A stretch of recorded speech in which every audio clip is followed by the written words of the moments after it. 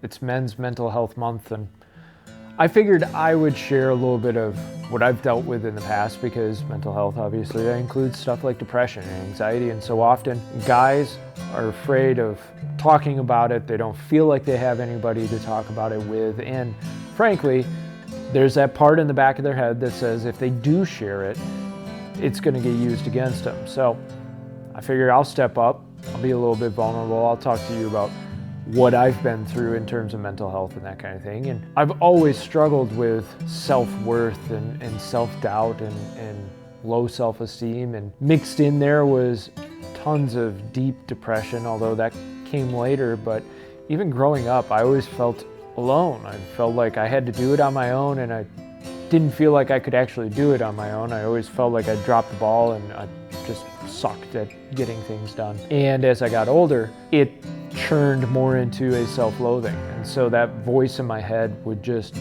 berate me. The stuff I would say to myself, I wouldn't say to anybody else.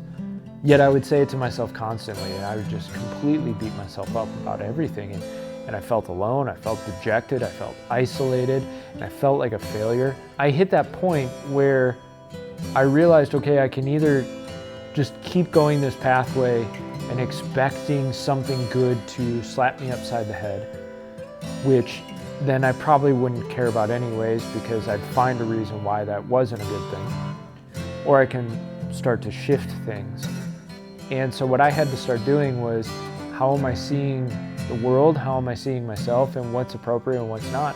And I think what first sunk in for me, I believe that everything negative that I'm saying about myself is accurate. But I didn't believe any of the good things that could be said about me. Those just couldn't be accurate.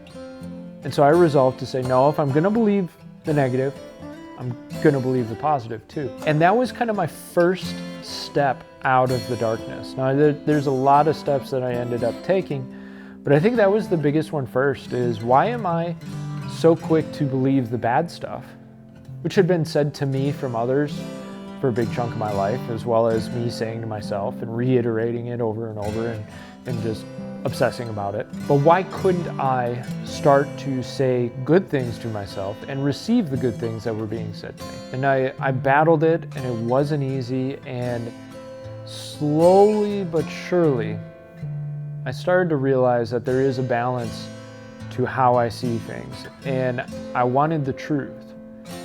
Now, there were other steps in the process, like I said earlier. There were steps like, what's the seed that is causing my depression? What happens to bring me down that pathway? What are the things that I'm telling myself in the morning when I get up, or what I'm saying to myself over and over again? What are the mindsets that I'm approaching with? How am I trying to win or overcome obstacles, or am I just giving up and letting those things kind of take me down? I say all this to say that a lot of guys are dealing with mental health problems, issues, and they don't know where to turn because they feel isolated, and plus they feel like they're not supposed to say anything. And I know it gets cliche of like, you need to speak up, but I also understand you got to be careful of who you speak up to, because if you're showing any signs of weakness, that's right where a sword can stab or an arrow can hit. That's where the attacks can come, and you can do real damage by opening up your weaknesses to the wrong person. But I really recommend, and I highly encourage, find one or two guys that you can actually confide in. The other part of that is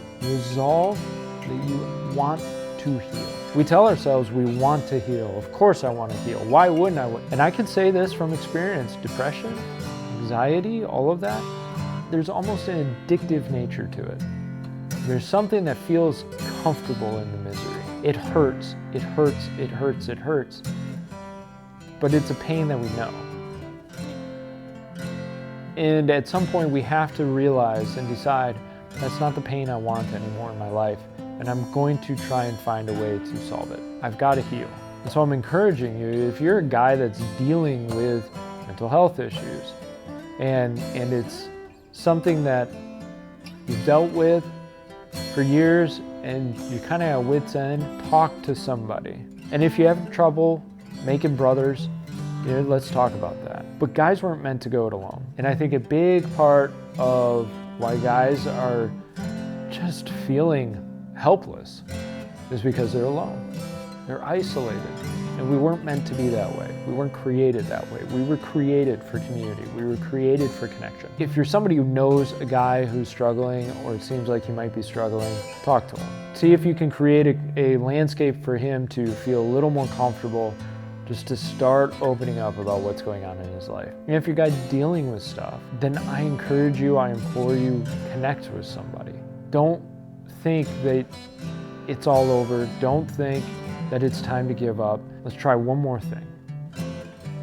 Take a chance. I hope and pray for all you guys dealing with mental health issues and feeling the weight of the world on your shoulders. I hope and pray that you know that there are those of us, other guys, we know what it feels like.